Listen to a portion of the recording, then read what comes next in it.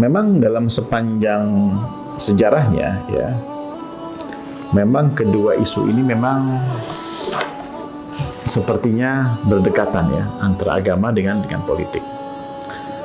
Sejarah agama itu sendiri ya, memang tidak pernah lepas dari politik. Yang saya maksud demikian ya.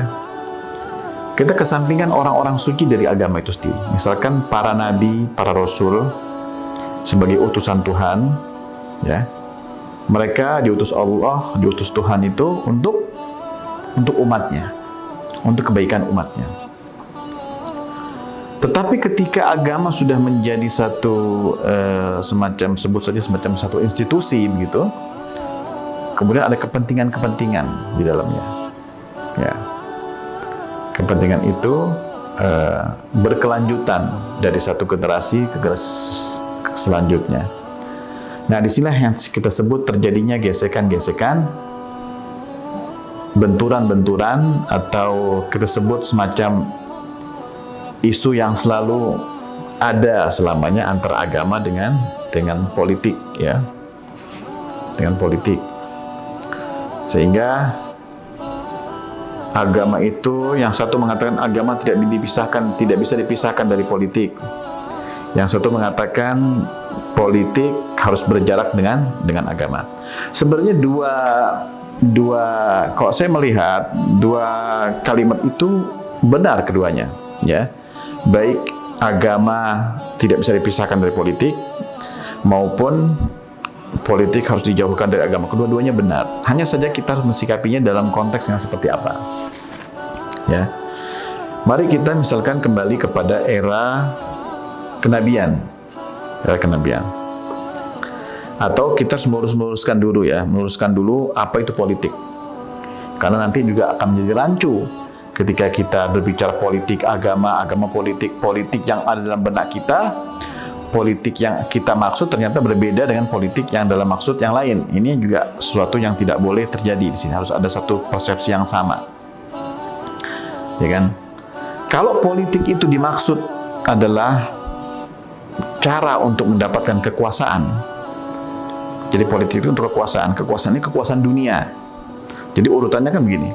Politik untuk mencari kekuasaan. Kekuasaan yang dimaksud adalah kekuasaan dunia. Kekuasaan dunia adalah untuk menguasai untuk kepentingan pribadi, untuk kepentingan golongan dan seterusnya. Itu bisa kita sebut dalam politik dalam pengertian yang kita pahami hari ini. Ya kan?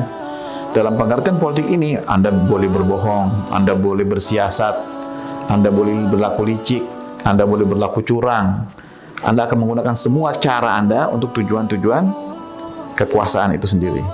Itu adalah pengertian politik seperti itu. Tapi kalau politik dalam pengertian strategi, ya, politik dalam pengertian strategi, di situ tetap nilai-nilai kejujuran dijunjung tinggi, nilai-nilai kemanusiaan dijunjung tinggi misalkan. Nah, ini politik dalam pengertian ini, ya ini yang dimaksud, yang dipraktekkan oleh para nabi dan para rasul itu. Ya kan? Misalkan nabi juga misalkan ada gesekan-gesekan kekuasaan di zamannya. Misalkan bagaimana ada beberapa perangan, ada perjanjian-perjanjian nabi tulis misalkan. Nabi melakukan perjanjian dengan kelompok, sebutlah kelompok musuhnya begitu. Dengan musuhnya melakukan perjanjian. Perjanjian itu ada butir-butir. Yang butir itu muatannya politis semua. Ya kan? Tapi karena Nabi ini utusan Allah, Nabi mengalah begitu. Tapi Nabi tidak pernah melanggar walaupun butir-butir kesepakatan itu merugikan umat Islam, tapi Nabi juga tidak melanggar perjanjian tersebut. Jadi Nabi di sini kalau sudah ditandatangani berarti sudah final gitu, walaupun isinya merugikan. Sebaliknya kelompok yang musuh, sebaliknya sudah diuntungkan, melanggar. Nah, terjadilah beberapa peperangan-peperangan kemudian kita sering baca dalam sejarah Islam di zaman Nabi hidup. Nah, kemudian karena ada pelanggaran perjanjian, terjadilah beberapa peperangan. Nah, peperangan itu penuh dengan siasat di situ, penuh dengan strategi. Ya kan, penuh dengan strategi. Tetapi di balik strategi tersebut, di balik peperangan tersebut, Nabi tidak pernah menginjak-injak kemanusiaan, tidak pernah menginjak-injak hak orang, mengambil hak orang, tidak pernah melakukan hal-hal yang curang. Walaupun peperangan itu sendiri kan tipu daya ya, peperangan itu kan tipu daya, tidak mungkin peperangan itu jujur. Oh, jumlah pasukan saya sekian, misalkan ini yang satu posisinya di sini, posisi di sini, posisi ini, namanya bunuh diri. Tidak ada loh peperangan itu. Yang ada peperangan itu tipu daya, di sini ada semacam strategi lah. Kita sebutnya sebagai strategi.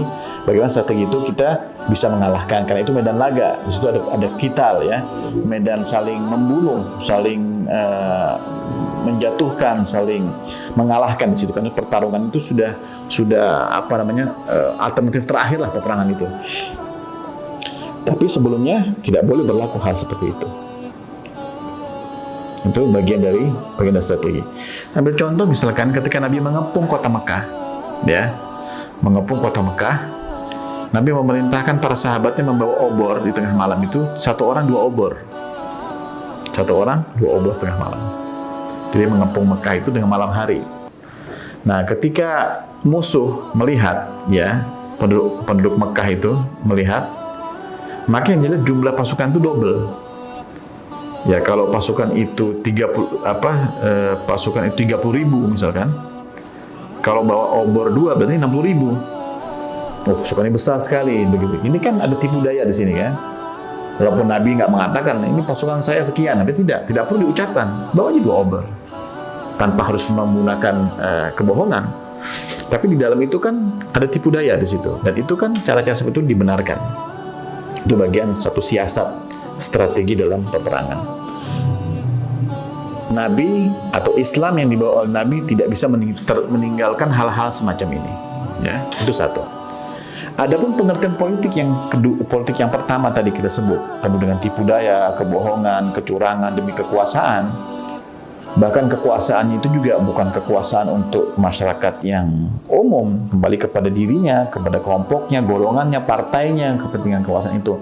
Untuk kroni-kroninya misalkan, untuk keserakahan dan sebagainya, jelas hal semacam ini tidak bisa disatukan dengan agama. Berarti yang terjadi adalah di situ adalah menggunakan agama ketika dia dipakai, ya kan, dia berusaha menggunakan agama. Tetapi agama sendiri dengan politik semacam ini, politik disebutnya politik yang kotor, dia harus mengambil jarak.